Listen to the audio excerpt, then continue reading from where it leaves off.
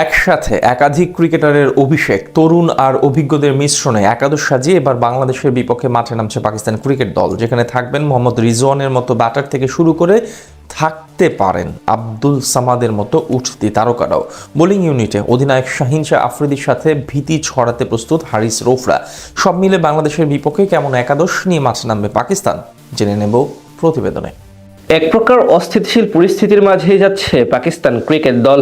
2026 বিশ্বকাপে সুপার 8 থেকে বিদায় নেওয়ার পর বেশ কঠোর নীতি অবলম্বন করেছে দেশটির ক্রিকেট নিয়ন্ত্রণ বোর্ড পিসিবি। পাশাপাশি বাবর আজম, সাইম আইয়ুব থেকে শুরু করে একাধিক নামকরা ক্রিকেটারদের বাদ দেওয়া হয়েছে স্কোয়াড থেকে। তাই বাংলাদেশের বিপক্ষে এক প্রকার তারুণ্য নির্ভর এবং চমকে ভরা স্কোয়াড নিয়ে খেলতে এসেছে মেড ইন গ্রিনরা, যার সুবাদে আগামীকাল তাদের একাদশে দেখা যাবে বেশ কিছু বড়সড় চমক। এদিন ওপেনিং এ থাকতে পারেন বিশ্বকাপে অসাধারণ পারফরমেন্স করা সাহিবজাদা ফারহান এবং তরুণ মাঝ সাদাকাত। দুজনেরই অভিষেক হতে পারে মিরপুর স্টেডিয়ামে। টি-20তে দীর্ঘদিন ধরে পাকিস্তানের জার্সিতে দেশকে প্রতিনিধিত্ব করলেও এবারই প্রথম ওডিআই স্কোয়াডে ডাক পেয়েছেন সাহিবজাদা। এবার বিশ্বকাপে মোট 2টি সেঞ্চুরি হাঁকানো এই ব্যাটার 72টি লিস্ট এ ক্রিকেটের ম্যাচে 2926 রান করেছেন, প্রায় 42 গড়ে। অন্যদিকে গেল রাইজিং স্টার এশিয়া কাপে দুর্দান্ত পারফরমেন্স করার পর আলোচনায় আসেন তরুণ মাঝ সাদাকাত। গত বিপিএল এ নোয়াখালী এক্সপ্রেসের হয়ে খেলে গেছেন তিনি। টপ অর্ডারে ব্যাটিং করার পাশাপাশি বোলিংটাও জানা আছে তার। 3 নম্বরে থাকতে পারেন আরেক নতুন খেলোয়াড় ও বর্তমান দলের ভাইস ক্যাপ্টেন আব্দুল সামাদ। 28 বছর বয়সী এই ক্রিকেটার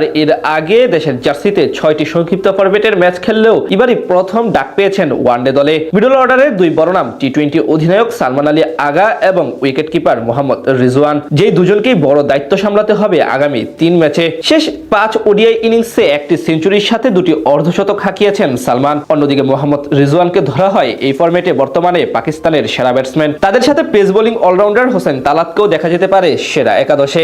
এখন অব্দি পাকিস্তানের জার্সিতে 10টি 50 ওভারের ম্যাচ খেলে প্রায় 35 গড়ে 211 রান করেছেন এই ক্রিকেটার। এছাড়া লোয়ার অর্ডারে থাকতে পারেন আরেক আনক্যাপড তরুণ ক্রিকেটার সাদ মাসুদ। টুকটাক ব্যাটিং এর পাশাপাশি লেগ স্পিনটাও বেশ ভালোই পারেন তিনি। বিশেষ করে শেষ দিকে ঝড়ো ইনিংস খেলে ম্যাচের ব্যবধান গড়ে দিতে সক্ষম এই ক্রিকেটার। পেস বোলিং ইউনিটের দিক থেকে অবশ্য বেশ ভারসাম্যপূর্ণ এবং অভিজ্ঞ পাকিস্তান ক্রিকেট দল, যার নেতৃত্বে থাকবেন অধিনায়ক শাহিন শাহ আফ্রিদি। বাংলাদেশের সাথে বরাবরই ভালো করেন এই ফাস্ট বোলার। তার সাথে থাকতে পারেন ফাহিম আশরাফ এবং অভিজ্ঞ হারিস রৌফ। এই তিনজনই ভীতির কারণ হতে পারে টাইগারদের জন্য। সব মিলিয়ে বলা চলে অভিজ্ঞ এবং তারুণ্যের মিশ্রণে লড়াই করার মতো একাদশ নিয়েই মাঠে নামতে প্রস্তুত পাকিস্তান ক্রিকেট দল। বুধবার 2 দলের প্রথম ওয়ানডে হওয়ার পর আগামী 13 ও 15 বাকি 2টি ম্যাচ। 2026 বিশ্বকাপে সুপার 8 থেকে বিদায় নেওয়ার পর বেশ কঠোর নীতি অবলম্বন করেছে দেশটির ক্রিকেট নিয়ন্ত্রণ বোর্ড পিসিবি। পাশাপাশি বাবর আজম, সাইম আইয়ুব থেকে শুরু করে একাধিক নামকরা ক্রিকেটারদের বাদ দেওয়া হয়েছে স্কোয়াড থেকে। তাই বাংলাদেশের বিপক্ষে এক প্রকার তারুণ্য নির্ভর এবং চমকে ভরা স্কোয়াড নিয়ে খেলতে এসেছে মেড ইন গ্রিনরা।